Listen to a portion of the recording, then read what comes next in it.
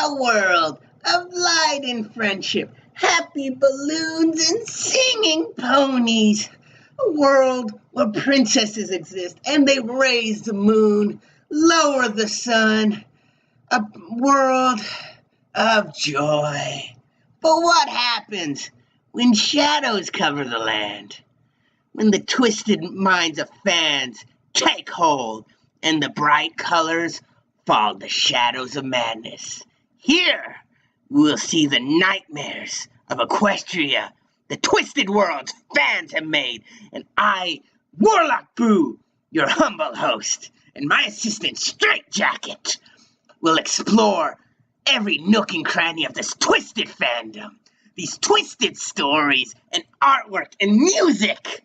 Here, we will see how a nice seamstress becomes a sadistic mistress. We will see how a party pony becomes a mass murderer. We will see how the happiest thing, cutie marks, could become a destructive plague. Here, we will explore everything. So sit right down. You're not going anywhere, are you? And welcome to Nightmares of Equestria. Applejack? Yeah, Twy? I found this book outside the Everfree Forest. It seems to be Apple Bloom's diary. My sis kept a diary? Does it say what happened to her? Yes. And with that bit of dark foretelling, we dive headlong into one of the scariest DMLP creepypastas I have ever had the pleasure of reading. The trees are screaming. So, the story starts with Apple Bloom writing in her diary to see if she can get a diary writing cutie mark. Oh, and this takes place pre-CMC getting their marks. At first, the entries are fairly normal, with Apple Bloom talking about what they have tried to do to get their marks, but soon things start to stand out, such as the dog acting odd and barking at the forest. Then it goes missing. Soon after, Apple Bloom swears she sees movement out of the corner of her eyes. She's convinced the other CMC members to go with her into the Everfree Forest to find her dog. That is where things go bad, and very fast. The next entry goes as follows, and this is an exact excerpt from the story. Celestia, help me. I got away. I'm the only one left. The others are dead. I'm hiding in a cave I found. Sweet Celestia, the trees are alive. They're alive. We were just walking down the path, and I saw something move. So we went off the path to try and find it. It led us further and further away from the trail.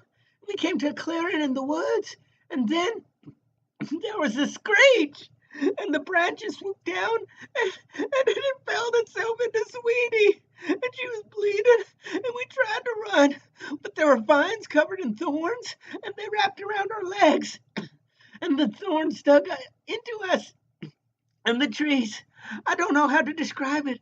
They didn't walk. It was like they were sliding, and the clearing just kept getting smaller and smaller. I managed to pull my leg out from the vines, but the vines were around Scootaloo's neck, and they were choking her, and I heard her bones being crushed. So I ran away through a gap in the trees. They tried to get me, but I only managed to get my leg. It's bleeding really bad. There's a huge chunk of it missing. No, I can hear them.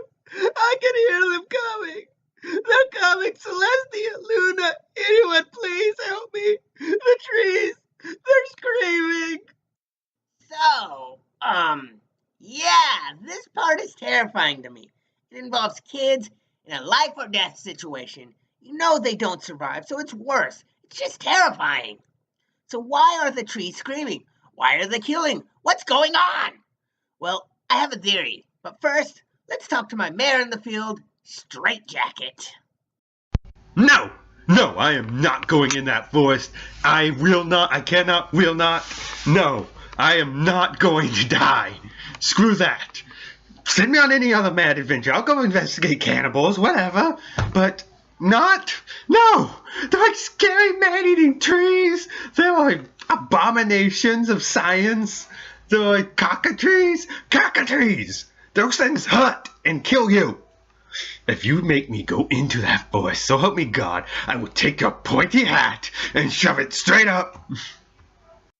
So, well, we will not be investigating the Everfree Forest today because someone doesn't want to put their life in jeopardy. Ooh, fine.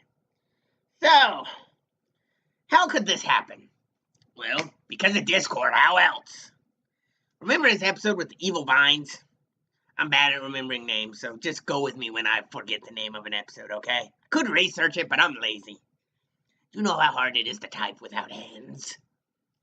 But earlier, what happened if those vines grew earlier? Were a little more vicious. I mean, the vines that attack them sound fairly like it. Got thorns all over them, and they did twist the forest a bit. What if the influence was deeper than that, and they had more time to twist it? That would match this. What I think really makes this creepy is that it doesn't have to be used within My Little Pony style ink. It could have been used with anything. You could have just had about a little girl on a farm and her friends. I mean, either way, it would have been terrifying. My Little Pony reference, so I think, worked a little extra thing into it, because you know these characters, so they don't have to do as much describing. If you notice this episode was a little short, that's because this was a little bit of a shorter story. It was only about 8 minutes from the narrator I heard it off of, and even me reading it's not that long. But you guys think this story's scary, or do you think I'm a wuss for being scared of it? Leave me a comment. I'm really serious. I want to hear comments for once. Leave me a comment, dang it. And remember, this is Warlock Booth, just saying, be scaring you later.